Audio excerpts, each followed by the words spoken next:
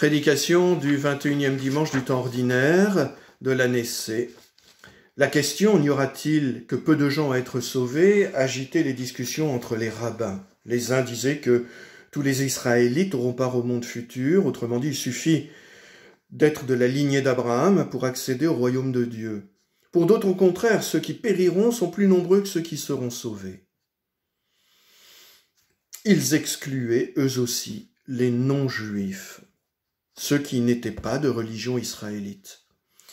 Une anecdote vécue il y a largement plus de 30 ans dans mon milieu professionnel me fait lire avec bienveillance la question ci-dessus.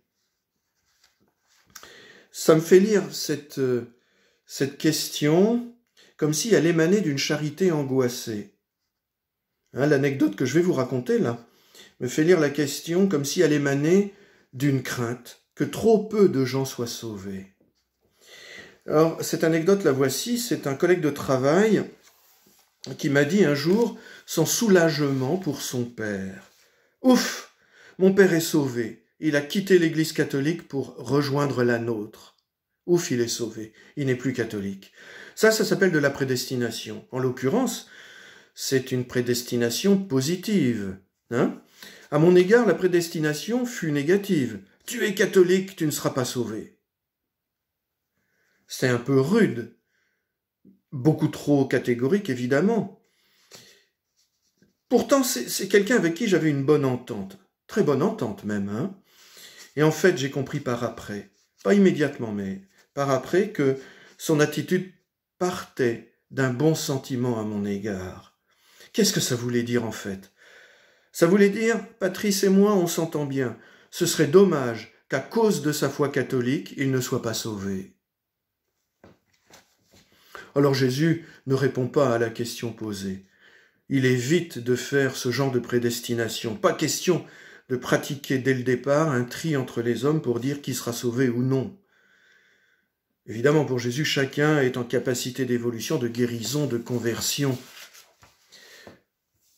Alors maintenant, nous pouvons lire, accueillir la parole assez violente et apparemment contradictoire « Efforcez-vous d'entrer par la porte étroite ».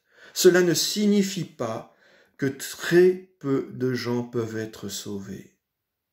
C'est à ses compatriotes que Jésus s'adresse, et il signale que faire partie du peuple d'Israël ne donne aucun droit particulier, n'assure pas automatiquement le salut. Jésus prend la suite de Jean-Baptiste.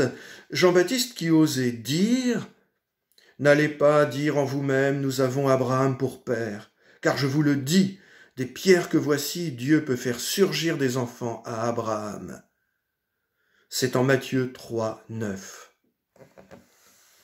Jésus, à la suite de Jean-Baptiste, dit « Ne confondons pas élection d'Israël avec salut automatique. » Si la porte est étroite, c'est que la nécessité est là pour les Juifs pieux de changer de logiciel. L'élection d'Israël n'est pas un privilège d'exclusivité.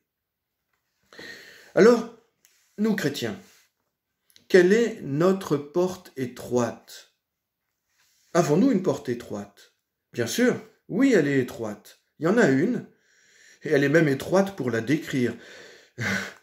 Et elle est même, cette porte, assez étroite pour pouvoir décrire avec précision l'attitude à adopter en matière spirituelle.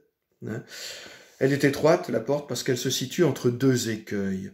Le premier, c'est de se dire « Cool, Dieu est bon, il nous a sauvés à la croix, plus rien à faire. Il sauve tout le monde est sauvé à la croix, on est tranquille, on est quitte, plus rien à faire. » Premier écueil. Deuxième écueil, c'est l'attitude opposée. Le salut est au bout de nos mérites, au bout de nos efforts.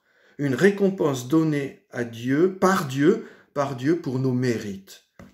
Comme cette personne, par exemple, qui multipliait les chapelets pour mériter son salut. Je vais faire le plus de grains possible sur mon chapelet pour mériter le salut. C'est l'écueil opposé. Voilà. Dieu sauve tout le monde, cool, on est tranquille, plus rien à faire. Ou bien, le salut est au bout de mes mérites, je vais multiplier les œuvres méritoires, comme ça, je serai sauvé. Bon, ça supprime la croix du Christ, ça l'annule. Eh bien, dans notre attitude spirituelle, il faut trouver un équilibre. Un équilibre au moyen des œuvres de la foi, qui nous donne cette prière, par exemple. Elle peut être formulée autrement. Mais ça peut être ça. Seigneur, tu nous sauves dans ta bonté, tu nous sauves par grâce à la croix du Christ, indépendamment de nos mérites. Alors aide-moi dans mes œuvres spirituelles à accueillir ta grâce. Que ta grâce me donne, Seigneur, des œuvres spirituelles qui me permettent d'accueillir la grâce de mon salut. Voilà l'équilibre entre les deux écueils que je viens de décrire un petit peu plus haut. Voilà. Et ces œuvres de la foi ont pour nom, elles sont issues de la grâce de Dieu, qui veut nous aider à accueillir son salut gratuit. Ces œuvres, eh bien, elles ont pour nom le repentir, la reconnaissance, l'appel à l'aide. Amen.